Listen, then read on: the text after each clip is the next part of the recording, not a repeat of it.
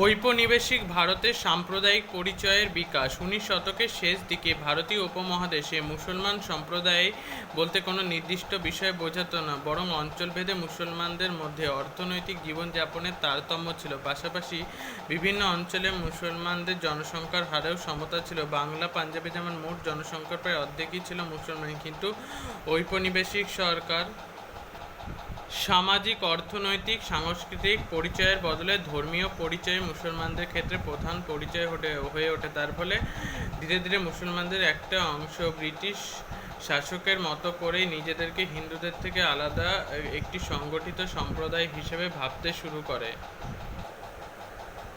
1870 খ্রিস্টাব্দের পর জাতীয় আন্দোলনকে দুর্বল করার তাগিদে ব্রিটিশ নীতির পরিবর্তন ঘটানো হয়। ধর্মের ভিত্তিতে ভারতীয় সমাজে সাম্প্রদায়িক বিভেদকে উৎসাহ দিতে ভারতীয়দের ধারণাকে আঘাত করতে চেয়েছিল ঔপনিবেশিক সরকার।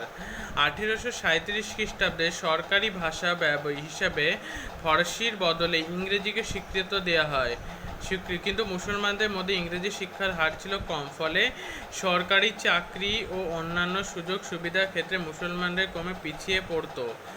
তুলনায় সরকারি চাকরির ক্ষেত্রে হিন্দুরা এগিয়ে যায়। তার ফলে 19 শতকের শেষ দিক থেকে মুসলমানদের মধ্যে ধারণা তৈরি হয় যে তারা হিন্দুদের তুলনায় বঞ্চিত। অতএব সম্প্রদায় হিসেবে মুসলমান ও হিন্দুদের অবস্থান পরস্পর বিরোধী হয়। মুসলিম সমাজের আধুনিকীকরণের অভিযান শুরু হয় স্যার সৈয়দ আহমেদ খানের আলিগড় আন্দোলনের মধ্যে দিয়ে। ইসলামীয় ধর্মতত্ত্বের সঙ্গে পাশ্চাত্যের জ্ঞান বিজ্ঞানের সম্মেলন ঘটিয়ে মুসলমান সমাজে আধুনিক উদার মনোভাবের বিকাশ ঘটাতে চেয়েছিলেন তিনি। স্যার সৈয়দ আহমেদ জাতীয়তা বিরোধী মানুষ ছিলেন না, কিন্তু জাতি বিষয়ে তার ভাবনার সঙ্গে কংগ্রেসের ভাবনার অমিল ছিল। তিনি জাতীয় কংগ্রেসের সরাসরি বিরোধী ছিলেন না, কেননা তার ধারণা ছিল কংগ্রেস আসলে সংখ্যাধিক্য হিন্দুদের প্রতিনিধি সভা। 1898 খ্রিস্টাব্দে স্যার সৈয়দ আহমেদের মৃত্যু হয়। তার কিছুদিনের মধ্যে মুসলমান রাজনীতির ভরকেন্দ্র রূপে আলিগড় গুরুত্ব হারাতে শুরু করে। সেই আলিগড়ে তরুণ প্রজন্মরা উপযুক্তভাবে সংগঠিত হয়নি। সনাতন মুসলমান সমাজকে এড়িয়ে ব্রিটিশ সরকারের মাধ্যমে নিজেদের দাবিগুলোকে সফল করে তোলা পন্থা তাদের অসার মনে হয়েছিল।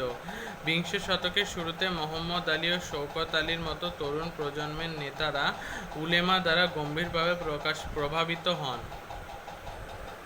সম্প্রদায় হিসেবে হিন্দু ও মুসলমানের একই মুদ্রার বিপরীত দিক থেকে দেখা যায়। স্বার্থ যে পরস্পর বিরোধী, সেই ভাবনা তৈরি হওয়ার পিছনে হিন্দু শিক্ষিত মধ্যবিত্তদের যথেষ্ট ভূমিকা ছিল। বাংলায় হিন্দু ভদ্রলোক সম্প্রদায়ের মধ্যে মুসলমানদের সম্পর্কে অনেক সময় নেতিবাচক ও তাচ্ছিল্যের মনোভাব দেখা যেত। বঙ্গভঙ্গ বিরোধী নেতারা বলতে থাকেন হিন্দুদের তুলনায় মুসলমানদের বেশি সুবিধা দেওয়া হচ্ছে। জাগরণবাদীরা অবশ্য হিন্দু সংস্কারবাদের পাশ্চাত্য যুক্তিবাদী মনোভাবকে সমর্থন করেননি। ফলে তাদের কাছে ইংরেজ শাসন ও উদারপন্থী সংস্কারের জাতীয়তাবাদী হিন্দু রাষ্ট্র গঠনের পথে বাধা হয়ে দাঁড়িয়েছিল।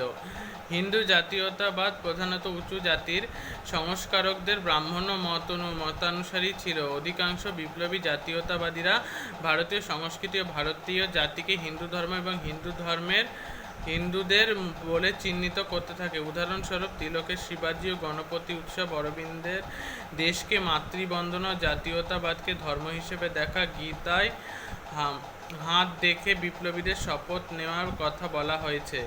হিন্দু স্বাধীনতা সংগ্রামীরা সবাই সচেতনভাবে মুসলমানদের থেকে দূরে থাকতে চেয়েছিলেন, বরং অনেকেই দুটি সম্প্রদায়ের মিলনে দেশের অনগ্রসরতা দূর করা যাবে তা ভাবতেন।